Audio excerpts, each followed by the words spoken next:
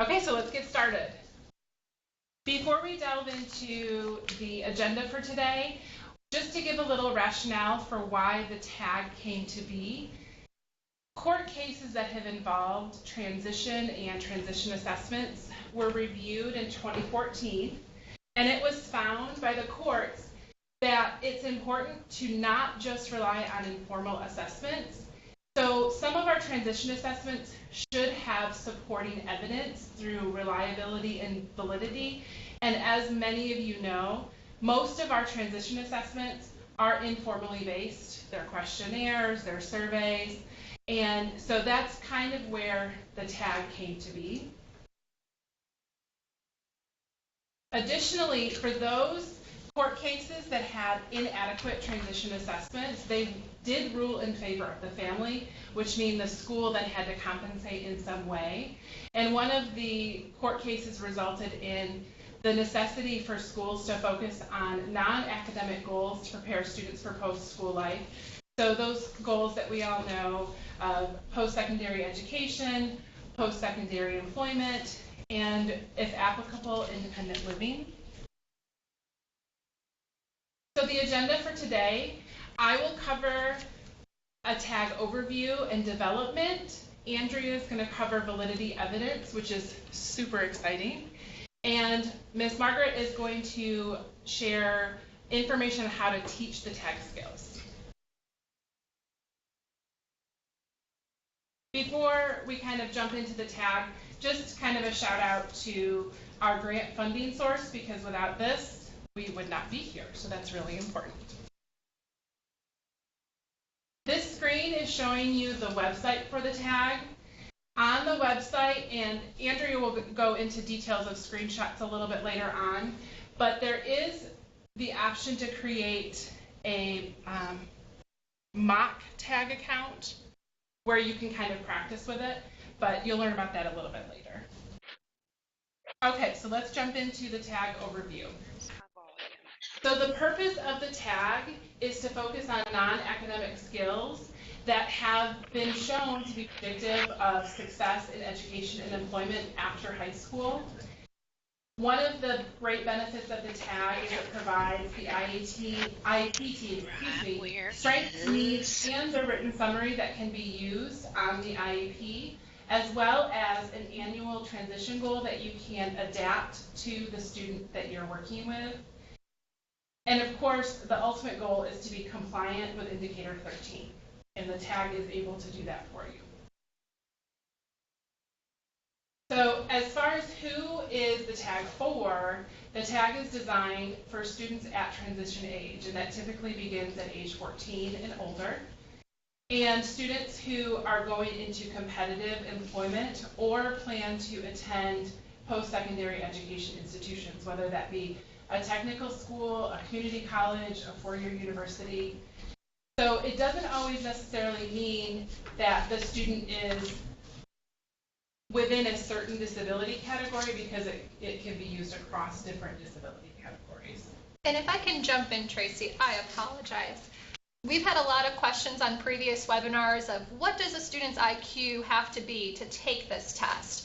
And it is not based on IQ. It's really based on what their goals are. So if you have a student in mind who is 14 years or older and plans to be competitively employed or go on to a college, university, or technical school setting, this is an appropriate assessment for them.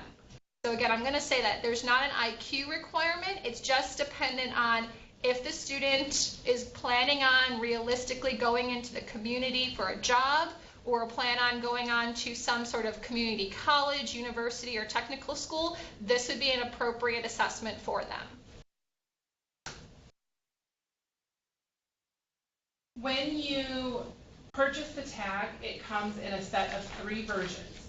So for each student, there is a student version, a family version, and a professional version. All 3 need to be completed to get a complete picture, but you can just have the student and the professional version completed to get your TAGG goal, the strengths and needs for that student. So the family version isn't a requirement, I should clarify that.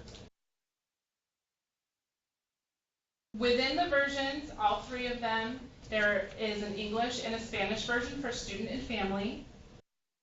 And there's a link that gets provided when you sign in as a professional to provide that to your students and family members who might need that Spanish-speaking version. It also can be printed out in PDF format and taken by hand. The only thing is you need to make sure that you go back in and enter those scores in order to get the results printed out for you for that student. There's also English and Spanish audio. And so as you take it online, the student or family member can choose to listen to the audio in English or Spanish. And there also are ASL videos that students can watch for TAGG instruction and the items themselves. There are 3 different reading levels for the TAGG. The student version is written at a 4.8 grade level to increase the amount of access for our students that can read it on their own. But even if they are unable to and their reading level is less than 4.8, they can listen to it. The family version is written at a 5.7 grade level, which is consistent with most newspapers and magazines and kind of mass print materials that are out there. And then the professional version, because as a professional, we're expecting you to answer a little bit more in-depth questions about your student. It's written at a 10.4 grade level.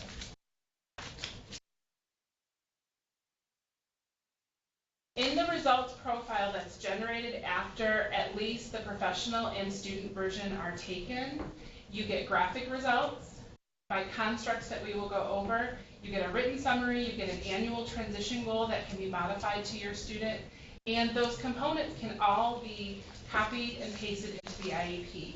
So in your present level of educational performance, you can copy and paste relative and greatest strengths, relative and greatest needs. Your annual transition goal, again, you can modify that to fit your need and insert that into your transition goals in your IEP. Do we have any questions so far? Dawn asks, how much does the set cost and can more than one teacher use this package? It is $3 per set. And as far as more than one teacher using the package, each teacher would have their individual login, and so it would be however many TAGG credits you purchase would be one set per credit. Does that make sense, Dawn? And we'll go into more details on that when we talk about obtaining the TAGG, so that might help too. Okay. Any more questions? Okay. No more questions. Awesome, thank you. Okay, so now we're going to talk about the TAGG development. The TAGG development was guided by the Standards for Educational and Psychological Testing, and it's important for us to note that so that you understand the background that a lot of thought went into this to develop a really reliable and valid assessment for teachers to use. So the TAGG items came to be from research studies, and they were examined for behaviors of students with disabilities who were engaged in post-school employment and or further education, and those behaviors were pulled out, and the result was 10 construct definitions, and then the actual TAGG question items were developed from those constructs, and then from that point there were 15 different versions of the TAGG that were created and kind of revised and edited over and over 15 times before they actually began the field test. So the 10 initial constructs are on the screen above. And again, this PowerPoint is available online through the Zarrow Center website. So I'm not going to go ahead and read through them all because as you can see, not all of the initial constructs made it to the final TAGG version. So factor analysis resulted in the family and professional versions, there were 8 constructs that stayed, and then there were 2 that were dropped. And if you love statistics, there's some information for you there. And again, from the student version after factor analysis, there were 7 constructs that they pulled out, and they dropped 2, and they combined strengths and limitations and support community together. And then once they did all of that in field testing, they replicated the same factor structure with 2 additional studies, and they tried to get a good cross-section of the country, disability categories, ethnicities, SES status, all of the above.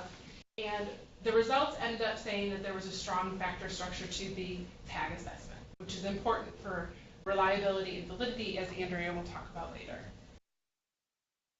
So after 3 years of data collection, and as you can see, there were tons of participants, over 2,500 from 42 states and over 160 schools. So there was a wide range of students with disabilities at the secondary level who participated in this, as well as 172 professionals and 847 family members, which is pretty impressive. Excuse me. All right, so the final TAGG constructs that came to be from the original 10 are these 8. And then we're going to kind of highlight little bits and pieces of each one as we go through. So the definitions of the constructs, as you can see, strengths and limitations. What are some areas that your students are strong in, and what are some weaknesses that, as educators, we can focus on and help develop those transition schools during high school so they have a better chance of post-secondary success. Disability awareness. It's really important for our students to understand what their disability is and what does that mean and how can they request help and express their needs. Are the students involved in their IEP meeting? If they can be a self-advocate for their needs and be able to talk intelligently about what is going on in their transition plan as well as their IEP. That's an important part of this. Persistence. We all know those students who persist and those who might need a little bit of extra support.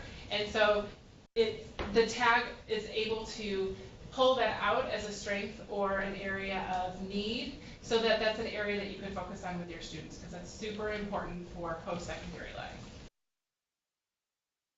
Are your students setting goals? Are they attaining those goals? Are they realistic goals? Are they able to break a big goal into a smaller goal and achieve those little manageable pieces to kind of get to their long-term goal in the end? As well as being able to interact with others. Do they effectively ask for help? Do they participate in school activities or even after-school activities? And then employment and support community are the last 2 constructs. So students who participated in a job during high school were more likely to have a job after high school. So that is something that is asked on the TAGG. And are they able to identify community support? Do they know where to go if they need to get their driver's license? If they are applying for a job and they lose their ID, do they know where to go to get that? So those are things that are important for our students for post-secondary life.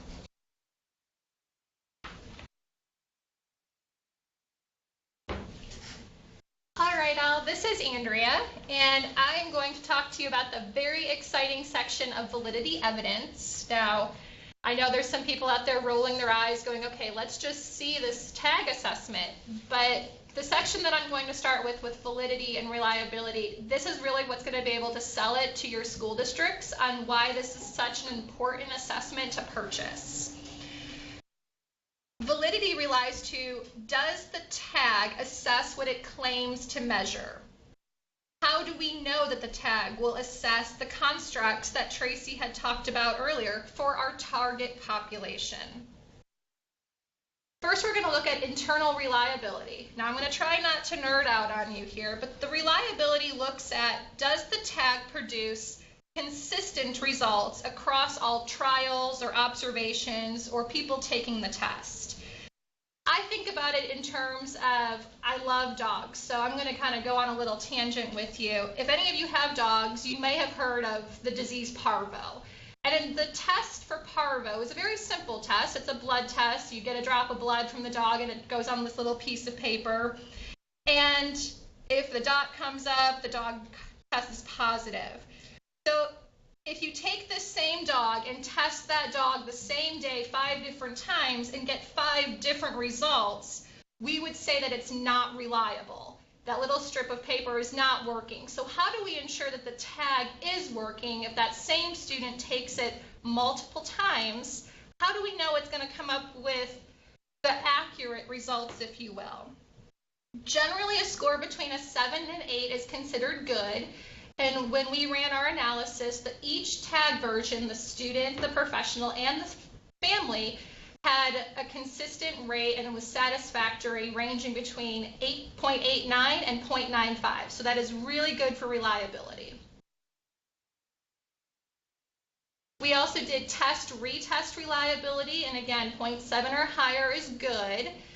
So 14 weeks after the first tag was completed, we had those same participants take the tag again. And we found a very large correlation of results, 0.80 for professional, 0.7 for the family and the students. So again, we're having really good reliability results. Fairness, validity evidence for gender. When looking at validity, we want to focus on what inferences are made based on the device, in this case, the tag. So put another way, do the scores provide a meaningful, accurate inference about that test taker? In this case, we're looking at gender.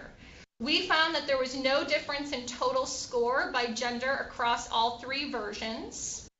On the family version, the family version, there were some small differences that family members scored females higher than males in an area, specifically on talking about themselves. But I think most people would generalize that girls tend to talk more about themselves than boys.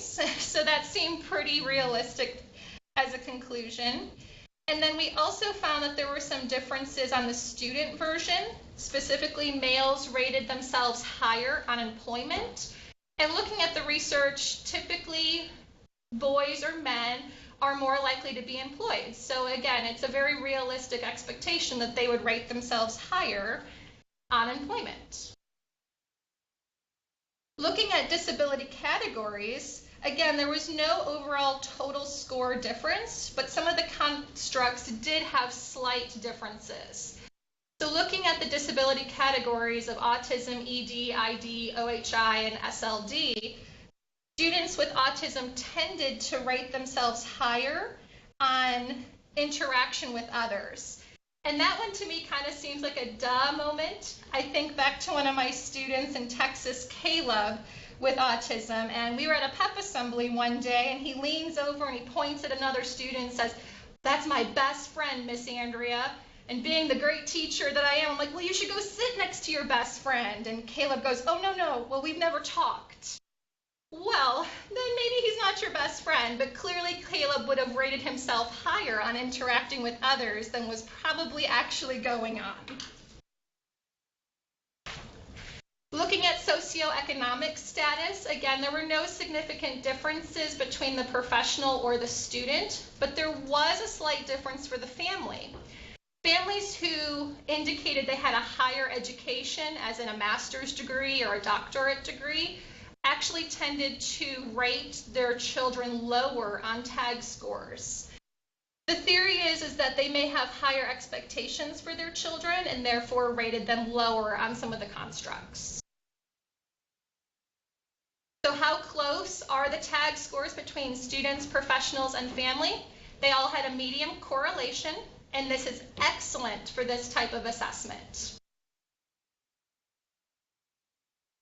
We also wanted to look at how the TAGG and the AIR self-determination assessment aligned. So we had some of the same users complete both the TAGG and the AIR self-determination assessment and found that there was also a medium correlation here. So this implies that the TAGG addresses some of the same self-determination skills and other skills too, as the AIR does. Predictive validity process. Now here's the golden nugget. If you're going to bring anything back to your boss and your school district and say, we need to spend money on this, this is probably the one to pay attention to. The TAGG can be used to estimate an individual's future behavior or future success. I'm going to say that again. It can be used to estimate an individual's future behavior or success. Go going back to that parvo example that I gave a few minutes ago, when you test a dog's blood on Monday and it shows up negative for parvo, that doesn't affect if the dog might get the disease overnight and test positive the next day or the next week. It is not predictive. So if you test negative on Monday, it really means nothing if you will test negative the next day, the next week, or the next month. The tag is different though.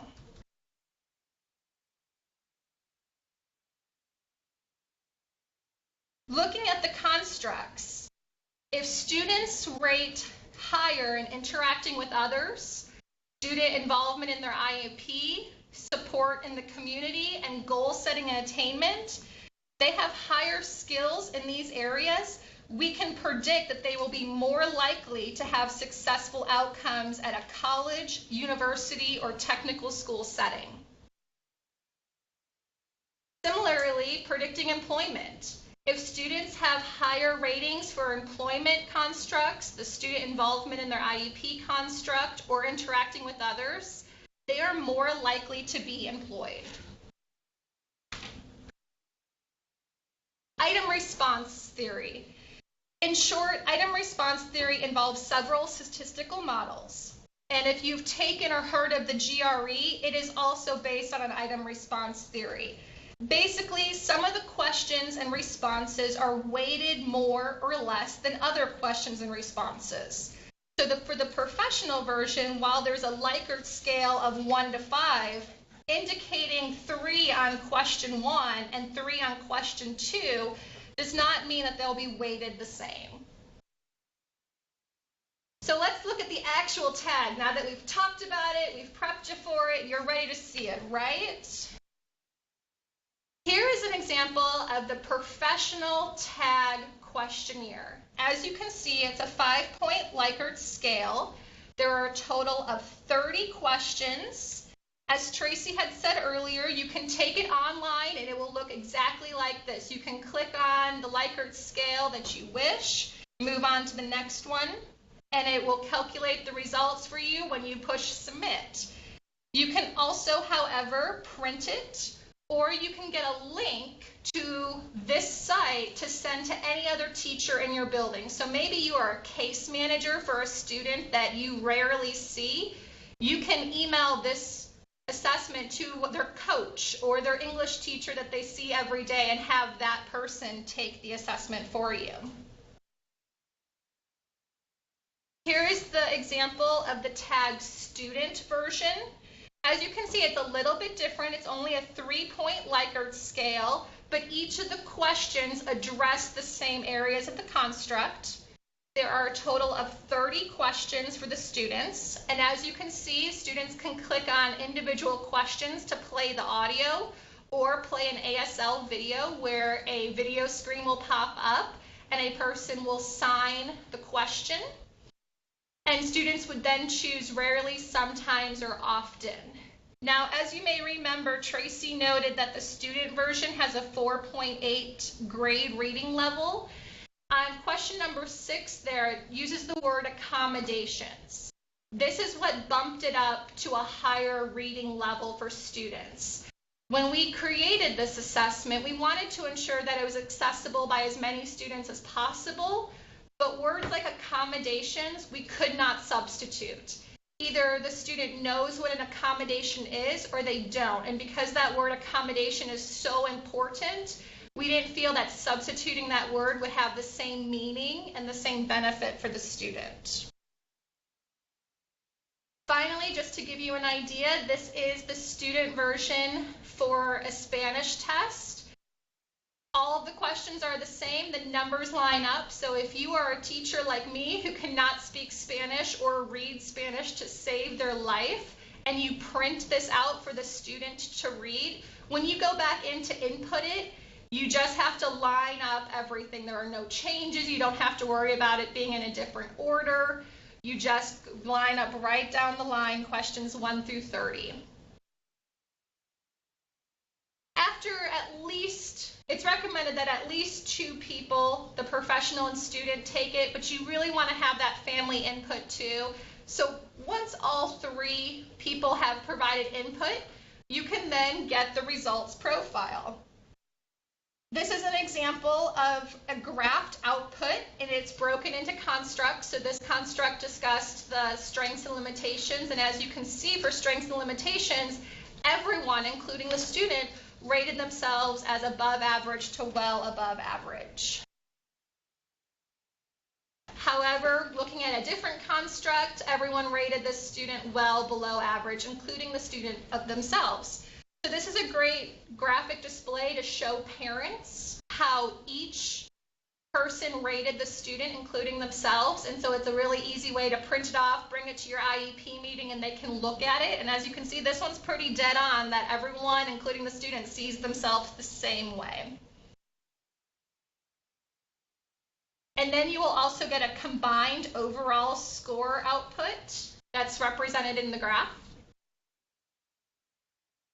Now again, remember, the overall score is not an average because there are things weighted. So it is a complex system that I will not go into because it is way smarter than I am. But it's just not an average, it's actually a weighted combination of all the items. In addition to the graph outputs, you will also have lists and write-ups that the tag gives to you. This is an example of the greatest and relative strengths list.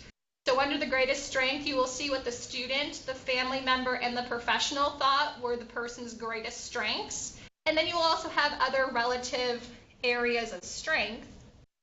Now, if you participate in the IEP goal writing process, a related strength could be considered a goal. Maybe the student just needs a little bit more help for identifying community support, and then they would be totally independent. So this is something really to consider if they are so close to being independent on an item.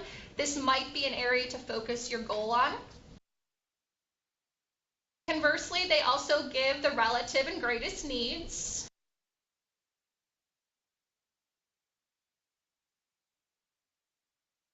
And then there is also a printout that gives specific goal suggestions. Again, how awesome is that? TAGG writes a goal for you, an annual goal, and you can just copy and paste it right into the IEP. I'm so happy with this. Now, after you copy and paste it, that's not to say you can't make changes to it. The first example there is about appropriate communication skills. And the tag just said 4 out of 6 opportunities. Well, maybe that's not appropriate for your student. You want 3 out of 6 opportunities. Or maybe you're starting at the very beginning and it should be 1 out of 6 opportunities.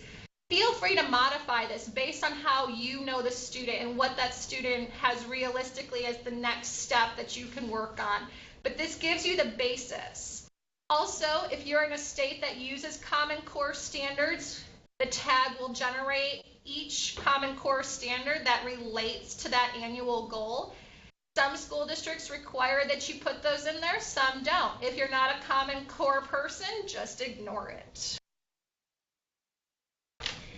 Finally, the tag also gives you a present level of performance summary statement. So it gives you a nice little paragraph. Again, copy and paste this right into your IEP. It talks about the student's strengths and areas of need, all based on this wonderful assessment.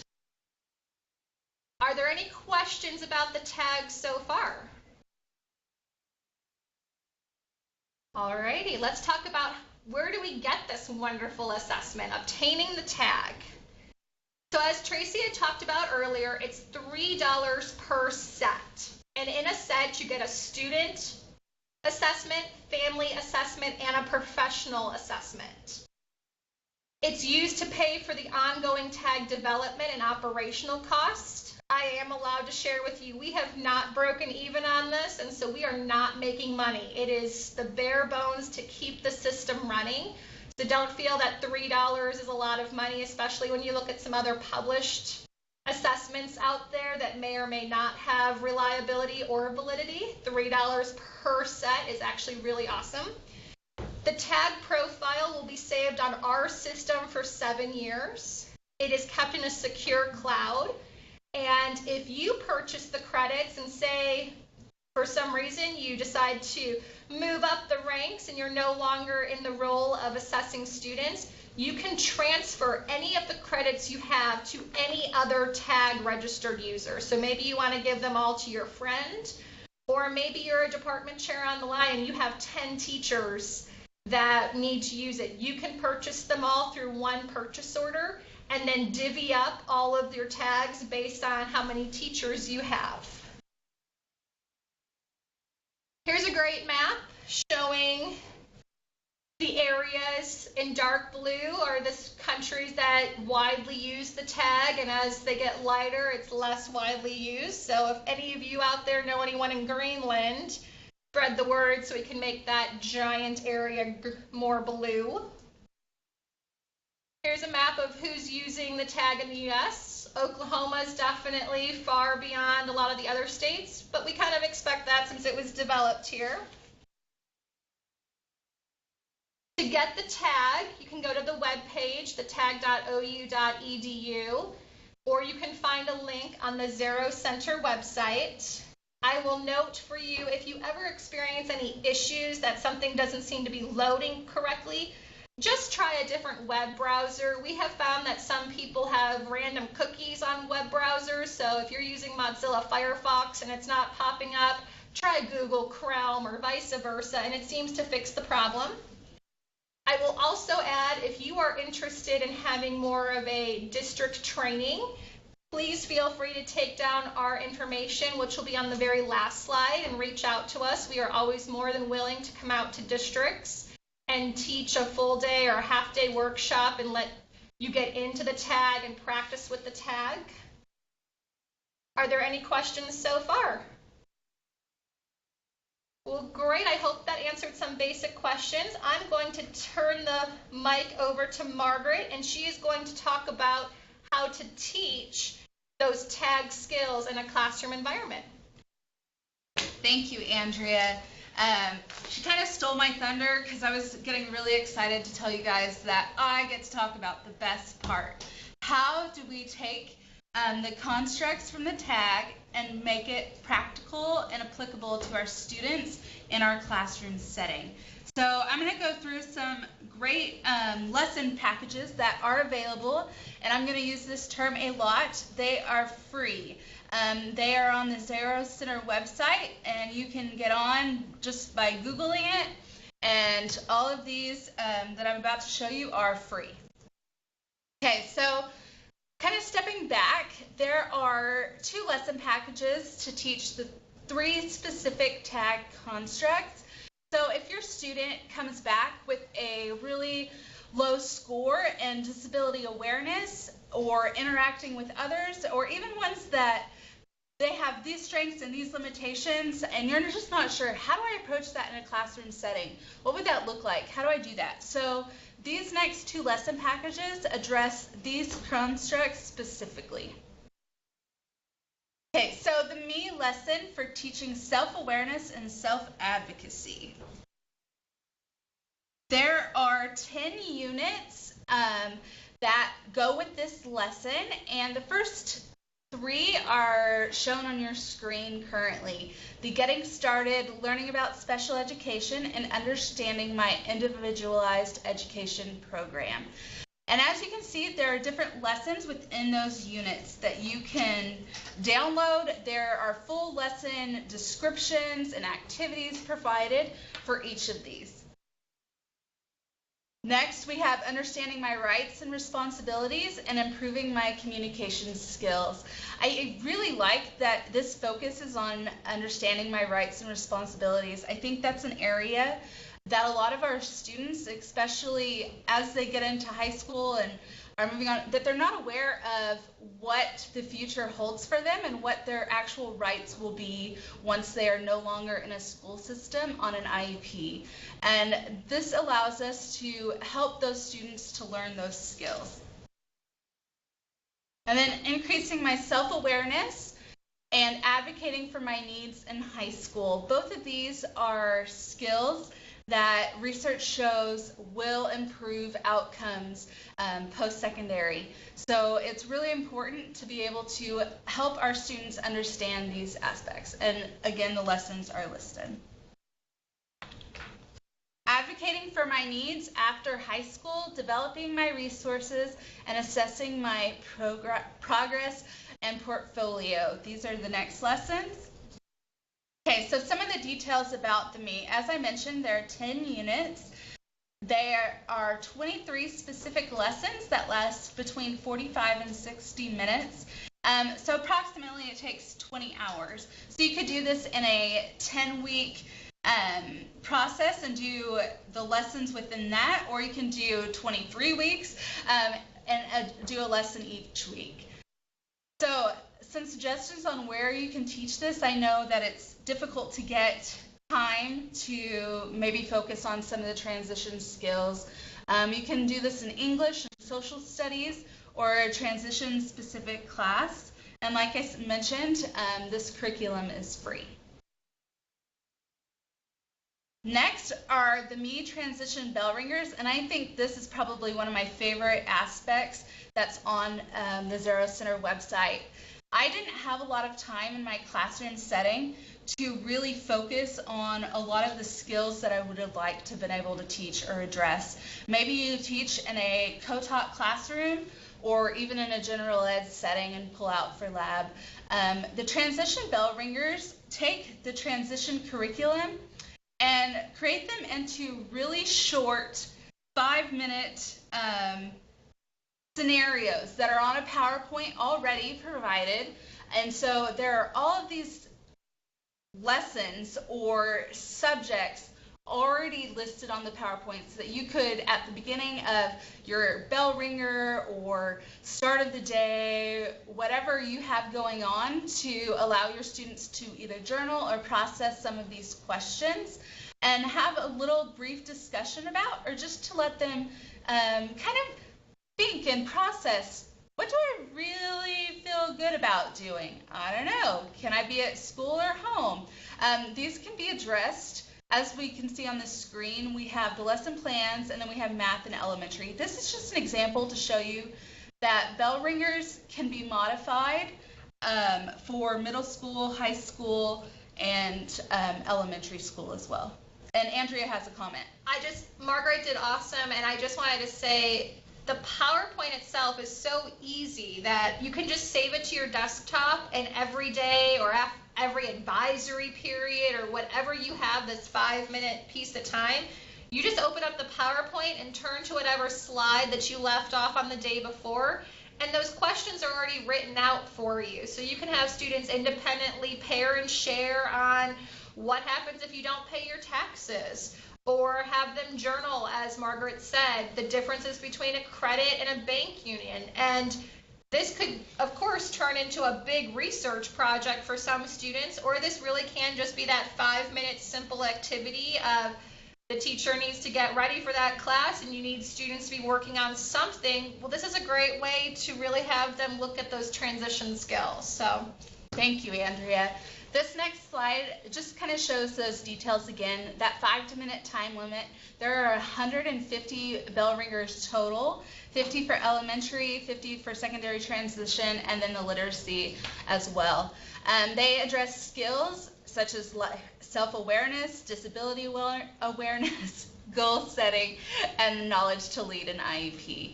And again, the cost is free on the Zarrow Center website.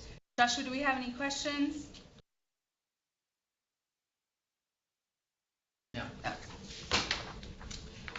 Okay, so I'm going to move on to the next lesson packages. And again, these lesson packages address different TAGG constructs, and the ones listed on the screen range from employment, persistence, support community. So these are different aspects than were taught in the Me curriculum. So another free resource on the Zarrow Center website is the Take Action lesson curriculum. This is an excellent curriculum for being able to help students make goals happen. So I'm going to kind of walk us through what a lesson might look like. So a Take Action Major Steps plan.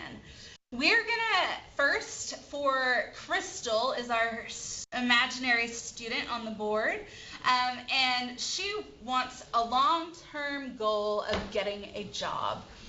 And so how is she going to be able to do that? If that's her long-term transition goal of being able to get a job, what are we going to do in the short term? Okay, so we're going to complete 10 job applications. And so this form is in the lesson plan, and you can sit down with the student and go over that standard of I want to get a job by winter break. Okay, what's our motivation for doing this? What's our strategy for doing this? How's the schedule going to look? Are you going to do this all in one weekend for those procrastinators out there like myself? Or are you going to do it 5 minutes every day for a month? And how are you going to get support? Who do you need support from? And then who's going to give you feedback on whether or not you're filling out the, in this case, job applications correctly? So this would be the form that you would have a student sit down and work through. And again, you're going to go through and the student is able to go back and to assess themselves and see how they did. So did the student meet their short-term goal of getting a job? No, unfortunately they didn't. Did they meet the standard? No, which was the idea of being able to get a job. They were motivated, absolutely. And they used a specific strategy, but they, like myself, can't keep a schedule. And they did have support, but they really didn't get a lot of good feedback to be able to use. So taking this, how do they move forward? The next action is to be able to, again, do that evaluation, which I showed on the last time, and put it back and see what you're going to do next. So I still really want a job. I have completed 3 job applications. I didn't complete the application in activity hour, and the teacher didn't say anything and made me laugh, or whoever the person was that was supposed to be supporting them. And the teacher was too busy during that hour to help. So that's kind of that reflection aspect of the student and being able to see that process of a goal. And on here we have the goal of being able to get a job, but really you can adapt this to any goal that your student might have need of or desire.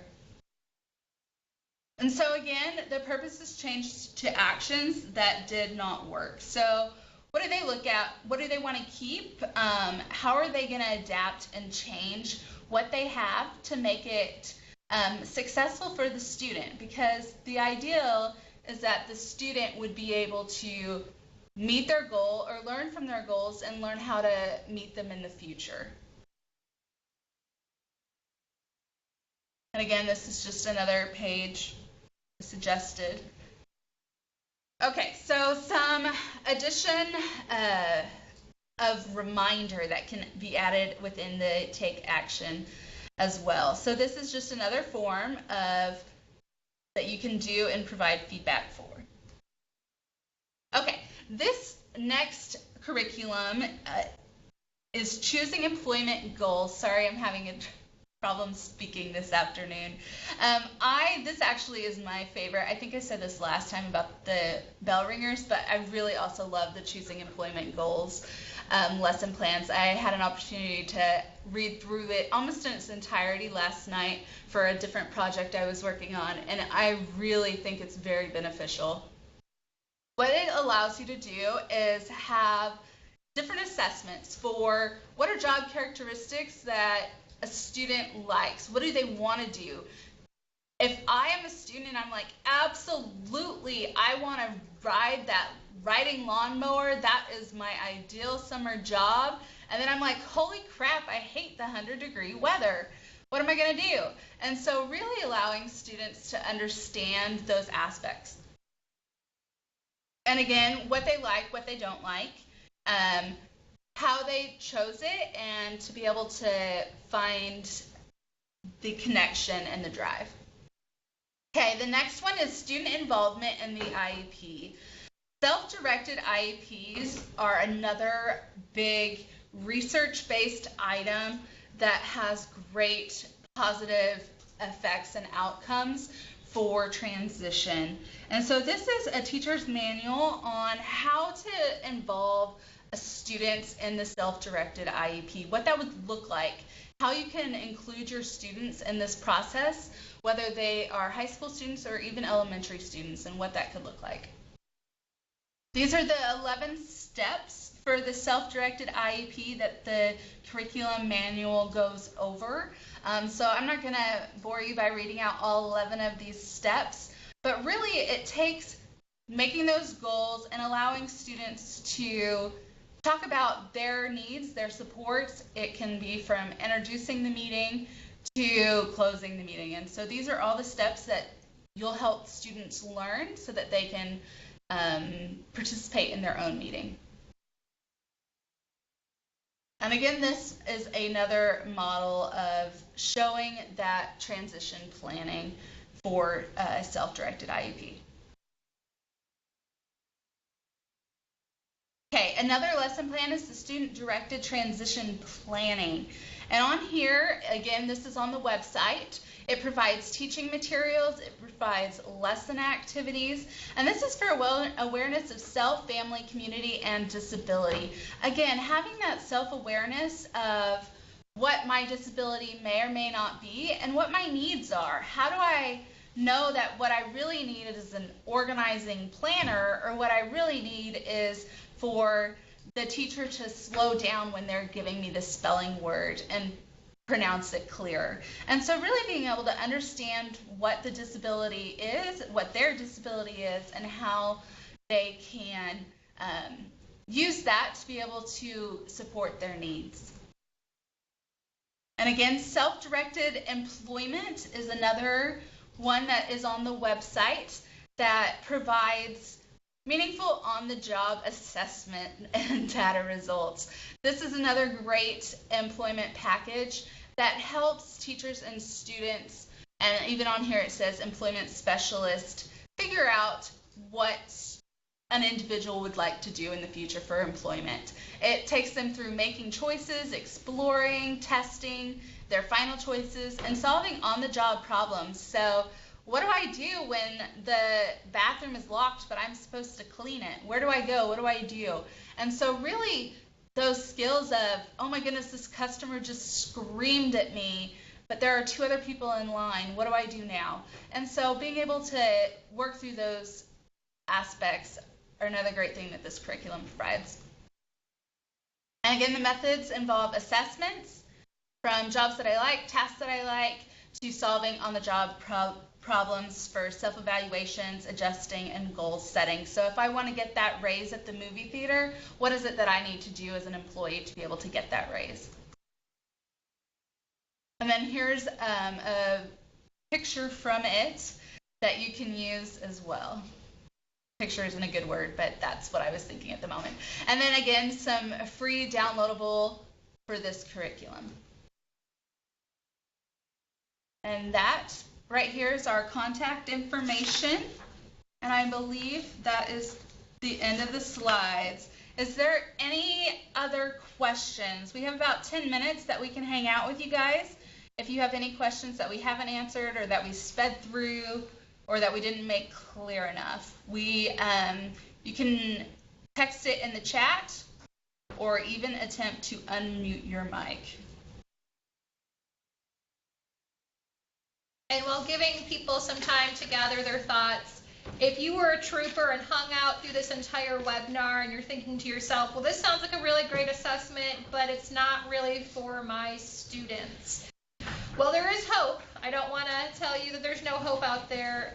The team here at the Zarrow Center is creating an alternative TAGG assessment specifically for students who do not have competitive employment goals, or who will not go on to college, universities, or technical settings.